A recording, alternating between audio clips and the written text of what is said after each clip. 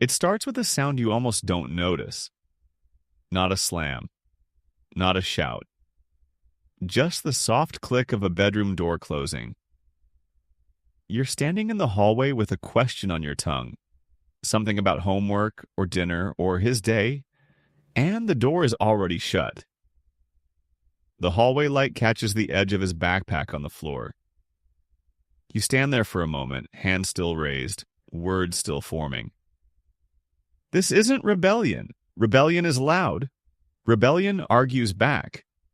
This is something else. This is absence. Your son is home, but he's not here. You tell yourself it's normal. Teenagers withdraw. They need space. You read that somewhere or heard it from another father at work. It's a phase. He'll come out of it. But the silence stretches across weeks now. Meals where he eats with his eyes on his plate. Car rides where he watches the window. Questions that get one-word answers or no answers at all. He's not angry at you. That would almost be easier. He's just gone. And you're starting to realize something is wrong. Not with him. With you. With what you've been missing. You remember when he was 7. He followed you everywhere. Into the garage while you worked on the car. Into the kitchen while you made coffee. He asked 1,000 questions. Why is the sky blue? Why do you have to go to work? Can I help? You answered some of them. You ignored others because you were tired or distracted or your phone buzzed and suddenly that mattered more than his voice. But he kept coming back. That's what children do. They keep trying. Somewhere between 7 and now, he stopped. The questions dried up. The following stopped. The need to be near you faded into something quieter and harder to name, and you didn't notice it happening because it happened slowly. One missed conversation at a time. One evening you chose your own thing over his. One moment where he looked at you and you were looking at something else.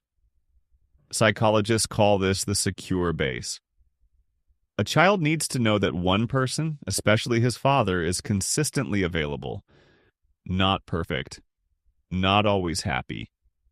But present, emotionally reachable.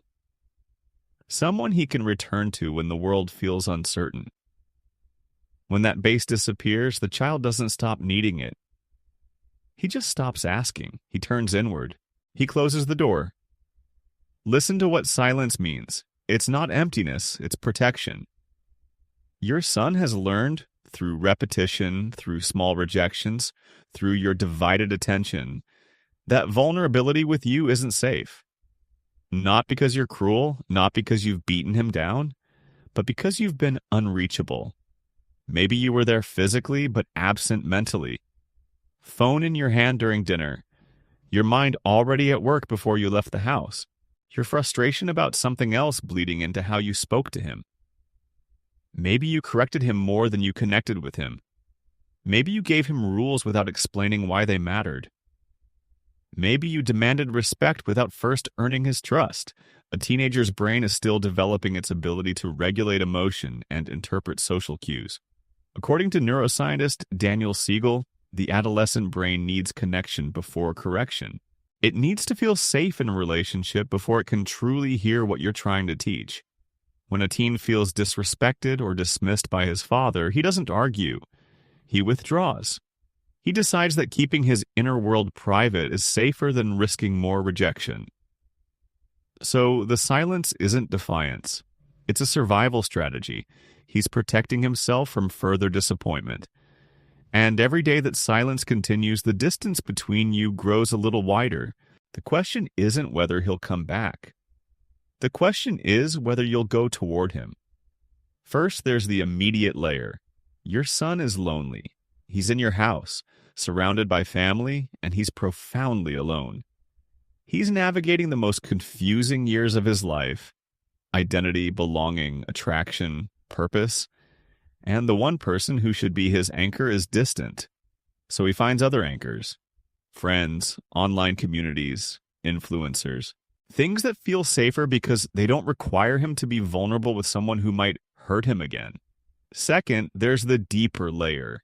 He's learning what love looks like from you, not your words about love, your actual behavior. If you're consistently unavailable, he's learning that love means distance. If you correct without connection, he's learning that authority means judgment. If you're more focused on his behavior than his heart, he's learning that he matters less than your comfort. Third, there's the layer that will shape the rest of his life. He's forming his identity right now. He's deciding what kind of man he wants to be. And if his father isn't present to model what a good man looks like, what integrity sounds like, what sacrifice means, what it means to lead with humility, then he'll build that identity from whatever is available. And that's a dangerous foundation. The silence isn't just about right now, it's about who he's becoming. Stop for a moment. Don't think about what he's doing wrong. Think about what you're doing, what is really leading your time. Not what you say matters. What actually gets your attention, your energy, your presence? Is it your work, your phone, your own stress, your hobbies, your need to be right? Because whatever gets your presence is what's teaching him what matters. And if he's not getting it, he knows. He feels it. What is really shaping your tone when you're around him? Are you tired? Frustrated? Disappointed in him? Disappointed in yourself? Are you speaking to him from a place of genuine care or from a place of control? Because teenagers can smell the difference. They know when you're trying to fix them versus when you're trying to know them. What is really teaching your son what love looks like? Your words or your actions? Because he's learned to trust actions more than words by now. If you say you care but you're never available, he's learned that your words are empty. If you say you respect him but you treat him like a child, he's learned that your respect is conditional. And here's the hardest one. What kind of father is your son learning from your silence? Because right now, you're teaching him something with every closed door, every divided attention, every moment you choose something else. Here's what you need to understand. You cannot argue him out of silence. You cannot lecture him back into connection. You cannot fix this with one grand gesture or one perfect conversation. What broke over time will heal over time. But it will only heal if you move first. This isn't about being perfect. It's about being present. It's about deciding that your son matters more than your comfort, your schedule, your phone, your need to be right. It's about showing up emotionally in ways you haven't before. Start small, not with big talks, with presence. Sit near him without demanding conversation. Ask him about things he cares about, not things you think he should care about. Listen without planning your response. Let silence exist without rushing to fill it. Watch a show he likes. Ask his opinion on something real. Respect his space while making it clear you're available. This is what attachment theorist John Bowlby called reestablishing the secure base. You're showing him that you're emotionally accessible again, that it's safe to come back. That vulnerability with you won't be met with judgment or dismissal.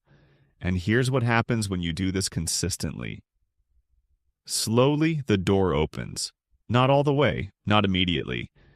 But he starts to believe that you see him, that you value him, that you're willing to change. And that changes everything. You still have time. That's the truth you need to hold on to. Your son's silence isn't final. It's a door that's closed, not locked. And doors open when the person on the other side decides to walk through. But here's what matters. He's waiting for you to go first. He's waiting to see if you'll prioritize him, if you'll change, if you'll become the father he needs, not because he's demanding it, because he's stopped asking for it. But the need is still there, underneath the silence. This is about more than fixing your relationship, though that matters deeply. This is about legacy. This is about what your son learns about manhood, about leadership, about what it means to be present for the people you love. If you show him that you can admit you've been wrong, that you can change, that you can put his needs before your own, you're teaching him something no lecture ever could. Emerson Eggerichs talks about how sons need to feel respected by their fathers, not just loved. Respected. And respect is earned through consistency, through showing up, through valuing what matters to him. The question isn't whether it's too late. The question is whether you're willing to start today, to put the phone down, to ask real questions, to listen, to be the secure base he's been waiting for. Your son's silence won't last forever, but the man he becomes because of how you respond to it, that will last a lifetime. And maybe, just maybe, there's still time to turn this around. The way back starts now, with you. In this moment, what are you going to do?